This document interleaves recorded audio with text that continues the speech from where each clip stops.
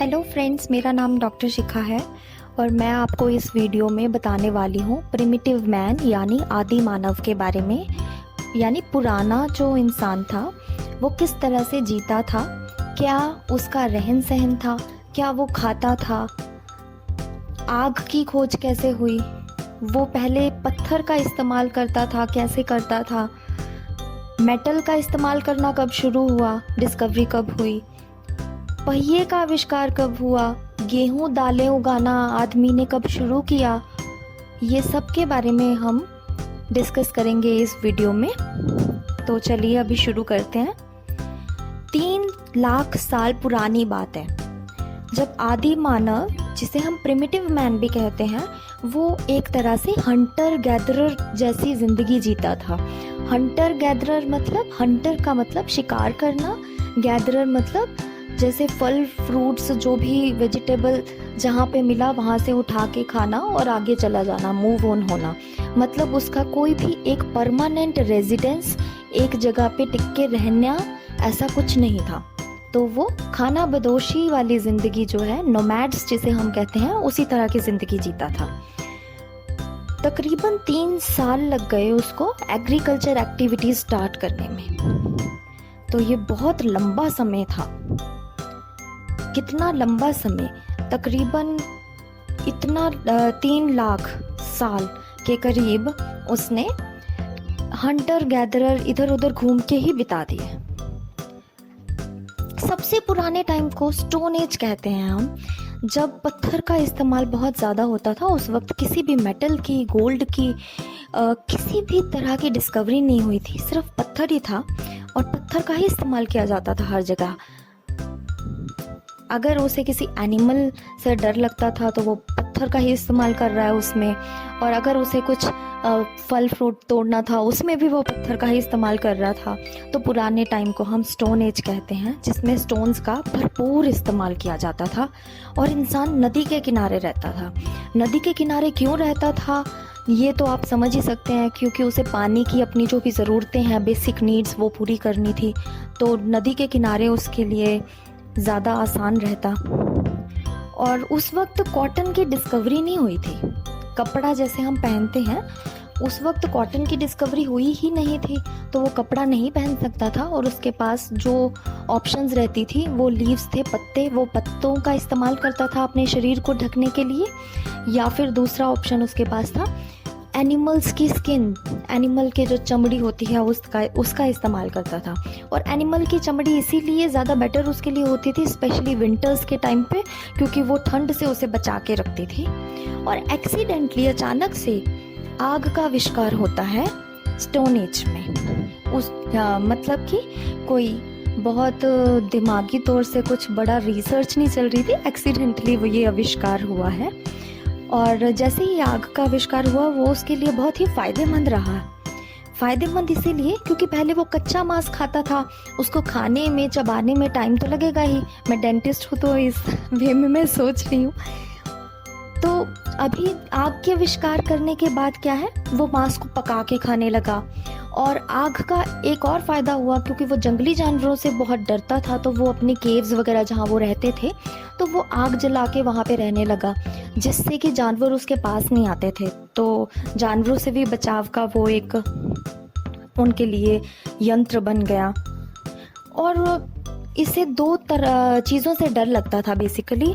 First था weather, मौसम, क्योंकि उसे पता नहीं चलता था। उस वक्त साइंस इतनी डेवलप तो थी नहीं कि उसे पता चलेगा कि वेदर, लाइटनिंग, ये सब कब हो रहा है और क्यों हो रहा है।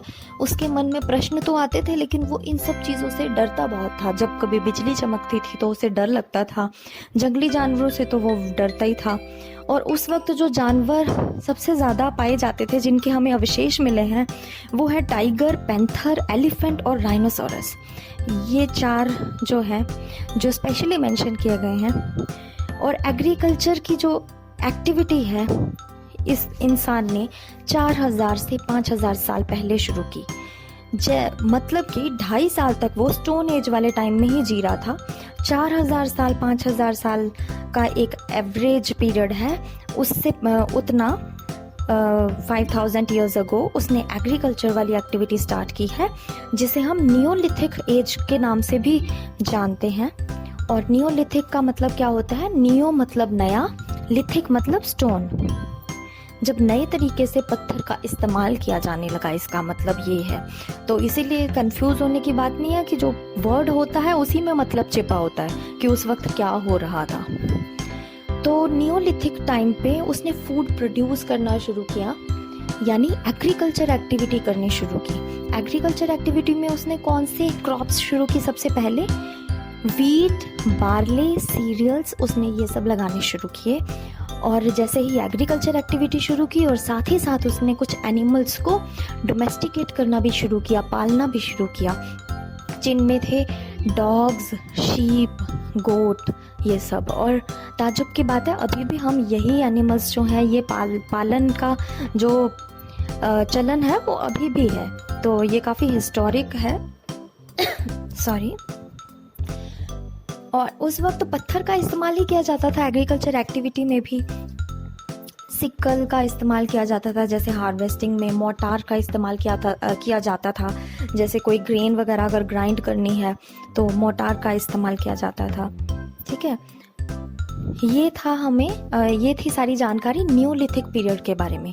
अब एक टाइम आता है जब वो मेटल की डिस्कवरी कर लेता है, और उस टाइम को हम कहेंगे चाल्कोलिथिक पीरियड। ठीक है, जो मैंने फर्स्ट चीज़ आपसे बात की थी वो थी स्टोन एज, जब सिर्फ पत्थर का इस्तेमाल किया जा रहा था और इंसान हंटर गैदरर ये सब ऐसे रह रहा था, खाना बदोशी की ज़िंदगी व्यतीत कर रहा था।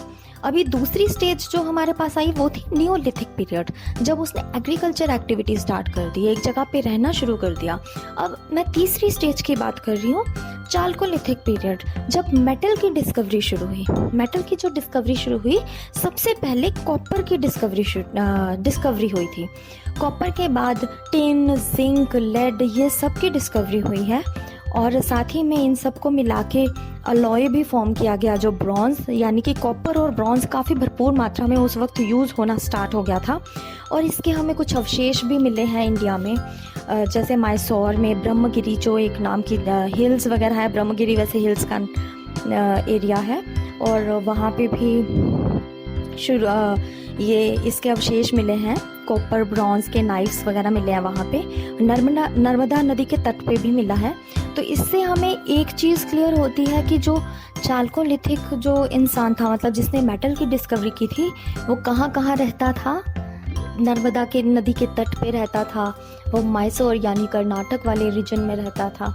ठीक है, और सबसे पहले जो विलेजेस यानी गांव का जो उत्पत्ति है, जो उस वक्त हमें मिली है, अवशेष मिले हैं कि गांव में सोसाइटी में रहना शुरू किया जब इंसान ने, वो भी टाइम यही था। ठीक है, और खाना तो वो पका के खाता था उस वक्त भी, क्योंकि आग का आविष्कार हो गया था। तो जो भी वो एग्रीकल्चर एक्टिविटी से प्रोड्यूस उगा रहा था वो पका के खाता था।